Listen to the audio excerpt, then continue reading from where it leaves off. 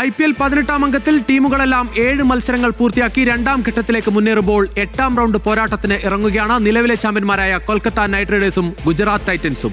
ഒരു ജയം നേടിയാൽ അടുത്തത് തോൽക്കാനാണ് ഈ IPL-ൽ കൊൽക്കത്തയുടെ വിധി. 7 മത്സരത്തിൽ 4-ൽ ജയിച്ചപ്പോൾ കൊൽക്കത്ത 3-ൽ തോറ്റു. ഗുജറാത്ത് ആകട്ടെ 7-ൽ 5-ൽ ജയിച്ച് പ്ലേ ഓഫ് സ്പോട്ടിൽ സ്ഥാനമുറപ്പിച്ചാണ് ഈഡൻ ഗാർഡൻസിൽ ഇറങ്ങുന്നത്. ഇംഗ്ലീഷ് ബാറ്റർ ജോസ് ബട്ട്ലറിന്റെ മിന്നും ഫോമിലാണ് ഗുജറാത്തിന്റെ പ്രതീക്ഷ.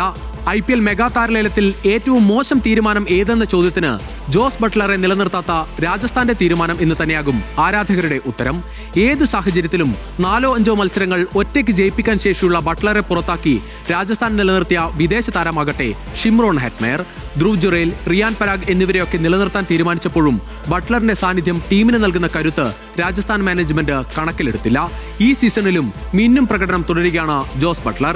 അവസാന മത്സരത്തിൽ ഡൽഹിക്കെതിരെ 203 റൺസ് പിന്തുടരുമ്പോൾ 54 പന്തിൽ 97 റൺസുമായി പുറത്താകാതെ നിന്നു ജോസ് ബട്ട്ലർ.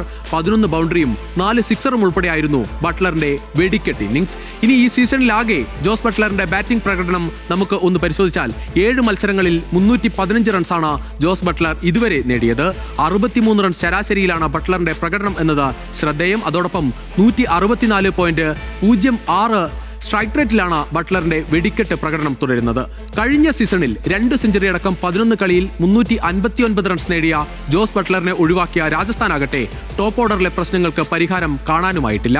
രാജസ്ഥാന്റെ മോശം തീരുമാനം ഏറ്റവും നല്ല അവസരമാക്കി ഗുജറാത്ത് ടൈറ്റൻസ്. മെഗാ താരലേലത്തിൽ ഒരു വിദേശ താരത്തിന് കിട്ടിയ ഏറ്റവും വലിയ തുകയായ 15.75 കോടി നൽകിയാണ് ബട്ട്ലറെ ഗുജറാത്ത് ടീമിലെടുത്തത്.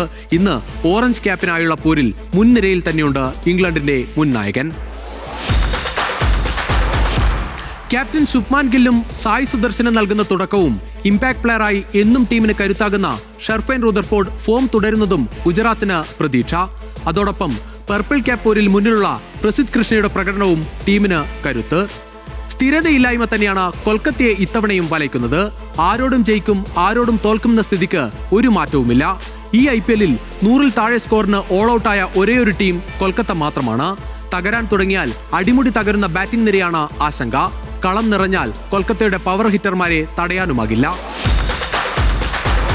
ഇനി നേർക്കുനേർപ്പോരിന്റെ കണക്ക് നോക്കാം. നേർക്കുനേർപ്പോരിൽ നേരിയ മുൻതൂക്കം ഗുജറാത്ത് ടൈറ്റൻസിന്.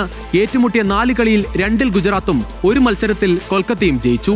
കഴിഞ്ഞ സീസണിൽ ഏറ്റുമുട്ടിയപ്പോൾ മത്സരം ഉപേക്ഷിക്കുകയായിരുന്നു.